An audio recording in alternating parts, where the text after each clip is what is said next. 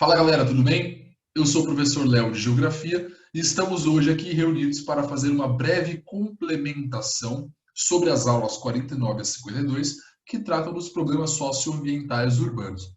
Então vou trazer para vocês alguns fenômenos, alguns processos que podem ser entendidos como problemas ambientais especificamente, que também vão se manifestar nas principais grandes cidades do mundo e que vão causar vários impactos nessas cidades, vão muitas vezes restringir a vida das populações que ali vivem, entre outras coisas.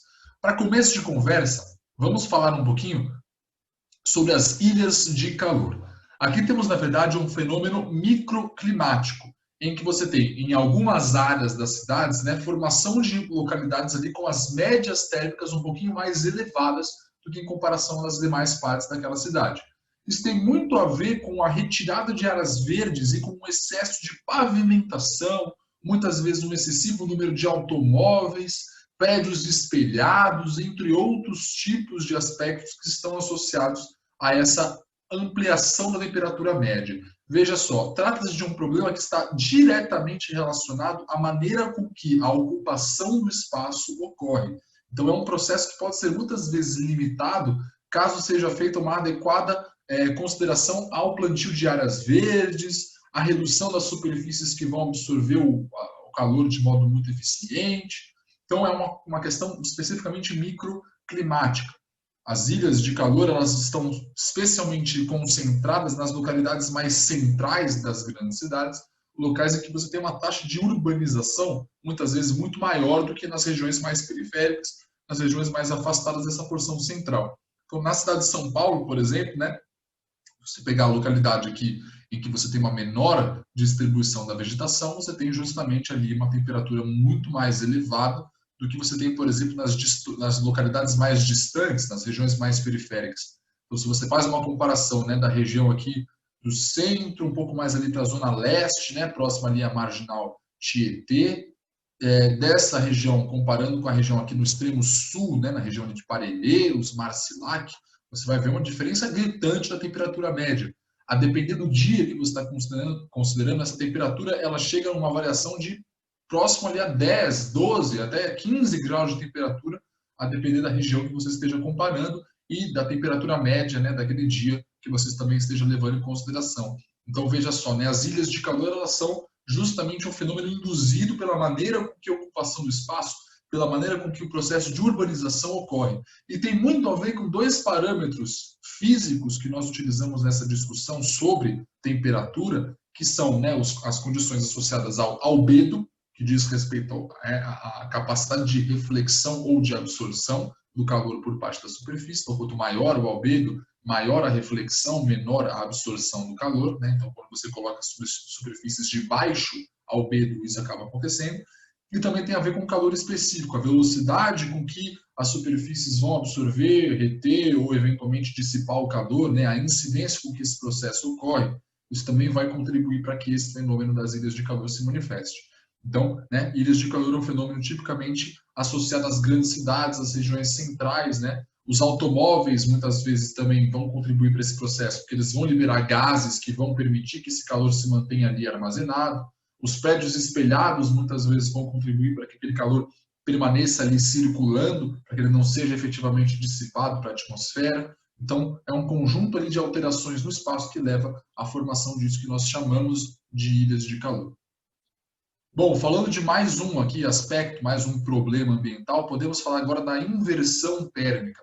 A inversão térmica, antes de mais nada, é importante que a gente lembre, ela se trata de um fenômeno natural. É um fenômeno que naturalmente acontece, em especial nas noites de inverno e nas regiões que são geralmente cercadas por serras ou por montanhas, e é um fenômeno que está associado basicamente à formação de uma camada de ar frio nas proximidades da superfície, local em que você geralmente observa a formação de uma camada de ar quente. Nesse cenário, quando você tem essa formação dessa camada de ar frio nas proximidades da superfície, você tem uma condição que vai inibir a dinâmica convectiva. Aquele movimento que o ar geralmente realiza, que é um movimento em que ele é empurrado para cima, à medida que ele vai subindo, ele vai se resfriando, depois retorna o seu fluxo para baixo.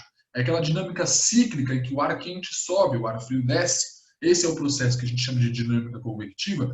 isso vai ser muitas vezes inibido numa situação em que você tem a inversão térmica. Porque aquela camada de ar frio nas proximidades da superfície, ela não vai ter a temperatura necessária para efetivamente ganhar altitude. Aquele processo em que a temperatura, ao se ampliar, torna o ar menos denso e a partir disso ele sobe. Como esse processo não vai ocorrer pelo fato do ar estar frio, muitas vezes a dinâmica convectiva não ocorre da maneira como esperado. E aí o que acaba acontecendo é, né, numa grande cidade, essa inibição do processo de convecção vai também inibir as dispersões da própria poluição atmosférica produzida nas grandes cidades.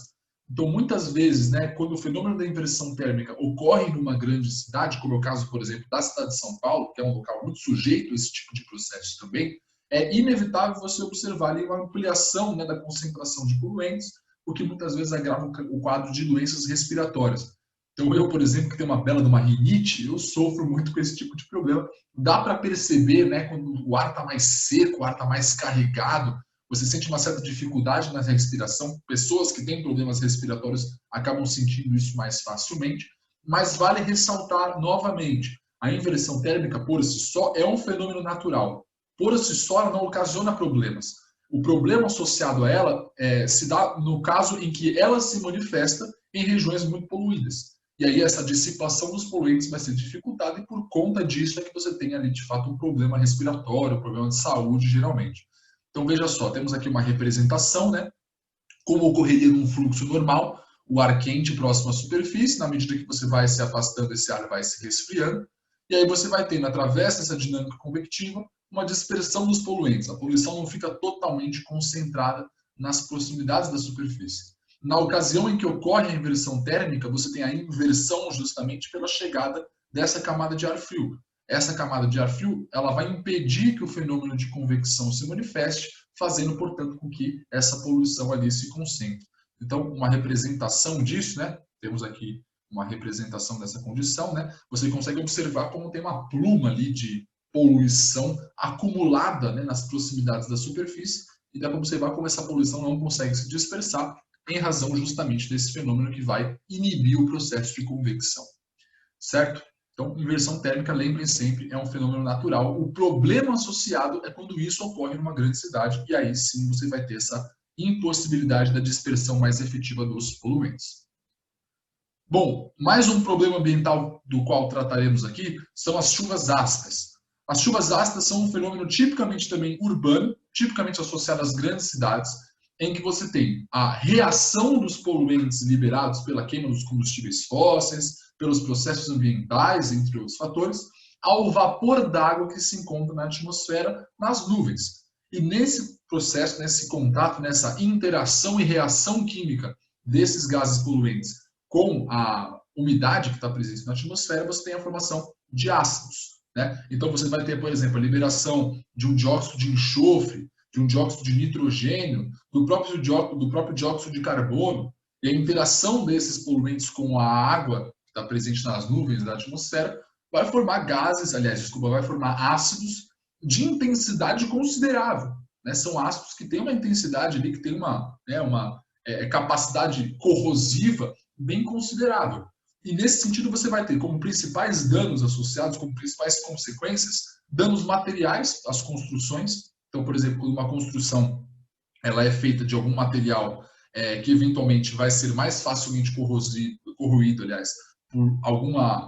por algum líquido ou solução de menor pH, isso acaba ocasionando um problema um pouco mais significativo do ponto de vista estrutural. Pensando numa perspectiva ambiental, o principal problema está associado ao impacto ocasionado nas folhas das árvores. Praticamente a maioria das espécies de árvores não tolera ali uma água com um teor de pH mais baixo, com um teor de acidez mais significativo. E isso vai fazer com que essas folhas muitas vezes caiam, sejam perdidas. É um fenômeno que a gente conhece muitas vezes como desflorestamento.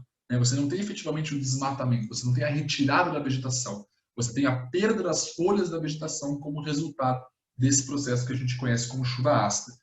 Além disso, você também tem a possibilidade dessa água de maior acidez infiltrar no solo, eventualmente contaminar um lençol freático, contaminar um aquífero, ocasionar algum tipo de modificação no processo de evolução de um solo, que pode também a longo prazo afetar a capacidade daquele solo ser um solo produtivo do ponto de vista pecuário e agrícola. Então, né, a chuva ácida é uma questão que está associada tanto a impactos econômicos e sociais, como também impactos ambientais. Então, temos aqui, né, uma primeira representação disso. Então, processos ambientais, a queima dos combustíveis fósseis, entre outros fenômenos, vão liberar esses tipos de poluentes, né, destaque principalmente para esses dois, o dióxido de enxofre e o óxido de azoto, né, que é um poluente associado ao nitrogênio. E aí, na mistura desses poluentes com as nuvens, né, com o vapor d'água das nuvens, você vai ter a formação de chuvas ácidas em ambientes mais frios, né, da neve ácida. E ainda existe uma possibilidade de quedas de partículas, né, que é o que a gente conhece como precipitação seca, que também vai ocasionar impactos significativos. Então, você vai ter ali danos à vegetação, possíveis problemas associados à lixiviação ácida, o que vai intensificar a toxicidade pelo alumínio nos solos, vários problemas associados a isso. Né? E aqui uma representação daquilo que a gente havia mencionado há pouco, né? Uma estrutura que é constituída por rochas, por exemplo, como calcário, essa ampliação da acidez da água da chuva, ela vai ser muito importante para a gente entender os impactos a isso associados, né? Então, né, é muito comum a gente ver esse tipo de coisa em telhados de estruturas, em estátuas, monumentos, né, que são geralmente estruturas construídas por materiais que têm uma maior, né, que tem uma menor capacidade de resistir a essa acidez das chuvas. Então, o impacto é mais diretamente verificado nessas ocasiões. Bom, e por fim, para terminarmos a nossa discussão, vou falar um pouco também sobre as enchentes. As enchentes são um problema social, mas que estão muito associados também a uma perspectiva ambiental, mas que, no final das contas, tem a sua causa associada a uma indevida ocupação de algumas partes da área de uma cidade, de uma região determinada. Então, o que acontece? Né? Muitas vezes você vai ter ali uma ocupação e uma impermeabilização de locais, por exemplo, que se encontram em várias de rios, que são locais que já naturalmente passariam por uma inundação. Né? Na medida que você vai lá e impermeabiliza aquela região, muitas vezes você vai ampliar a capacidade daquele local se tornar um local alagado. Né? Veja só, é um local que naturalmente se alagaria. Se você vai lá e impermeabiliza aquele solo, limita a capacidade da água infiltrar naquele solo, você vai estar só intensificando esse processo. Então, né, muitas vezes você tem avenidas que são construídas sobre beiras ou sobre antigos leitos de rios, em regiões que foram eventualmente, né, aterradas para servir como áreas de ocupação humana também. Esse tipo de problema acontece com certa frequência. Né? Então, veja só, é um problema ambiental, mas que tem a sua causa muito associada à maneira com que a cidade foi construída, à maneira com que o espaço foi ocupado. Além dessa condição da ocupação indevida de alguns locais, da impermeabilização, né, de áreas que estariam já naturalmente sujeitas a inundações, você também tem um problema associado ao sistema de esgoto. Né? O sistema de coleta e tratamento de esgoto na cidade de São Paulo, por exemplo, é um sistema um tanto quanto ineficiente. Você tem ali um percentual muito baixo, né, na quantidade de água que é poluída e que é posteriormente reutilizada. Então, na medida em que você tem um sistema ineficiente, um insuficiente sistema de coleta, de tratamento de esgoto, entre outras coisas, você tem um número muito grande de resíduos que vai ali se acumular. E isso muitas vezes vai ocasionar problemas também associados a enchentes. Provavelmente você já deve ter ouvido falar de uma situação em que os bueiros de uma rua estão entupidos por um excesso, por exemplo, de lixo, e por conta disso, né, acaba ocorrendo também uma inundação, porque o fluxo da água ali não consegue ser efetivamente realizado. Então, veja só, né, o problema das enchentes ele tem duas dimensões, duas perspectivas principais. A primeira e talvez mais importante é a questão da ocupação do espaço urbano. E é, por sua vez, uma questão um tanto quanto difícil de ser resolvida. Por quê? Se você parar para pensar, né, para que você consiga efetivamente resolver esse problema, você teria que tirar a ocupação humana dessas áreas, por exemplo, de várzeas de rios. Só que numa cidade como São Paulo, você tem milhões de pessoas morando, você tem milhares de atividades de comércio, de sedes de empresas, de rodovias, de avenidas importantes que estão nesses tipos de ambientes. Então, para que você conseguisse efetivamente resolver esses problemas, você teria que desapropriar todas essas terras, retirar todas essas áreas de ocupação humana, o que daria um pouco de trabalho, convenhamos, talvez levaria a um custo muito elevado e, acima de qualquer coisa, né, traria uma dificuldade de organização e de convencimento da população que seria praticamente impossível de ser realizado. Então, muitas vezes é um problema entendido como meio assim sem saída, né? A gente tem muito mais a possibilidade de atenuar os impactos associados a esse problema do que efetivamente resolvê-lo. É muito difícil conseguir resolver esse problema porque perpassa por toda essa transformação necessária no modo de ocupação das cidades. Agora, pensando nessa possibilidade justamente de reduzir a intensidade do problema, diminuir um pouco o impacto com que ele atinge a sociedade, poderíamos pensar nessa outra dimensão da questão, que são associados, né, os problemas associados à estrutura de coleta e tratamento de esgoto. Talvez se transformássemos e melhorássemos um pouco a qualidade desse sistema, possivelmente as enchentes tornariam-se um problema um pouco menos grave do que hoje são, né? Mas, novamente, é interessante a gente pensar que as enchentes elas são uma criação humana. É a ocupação indevida de algumas áreas da cidade que vai levar a esse problema. Então, veja só, temos aqui algumas imagens que nos remetem a isso, né? Que vão justamente representar aquela dinâmica. Muitas vezes, comunidades mais desassistidas, mais desamparadas, que não têm uma efetiva participação do poder público numa perspectiva de criar uma infraestrutura adequada para resolver esse problema.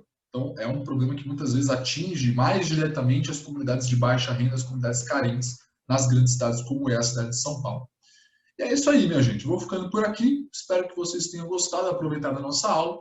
Até a próxima. Bons estudos para você.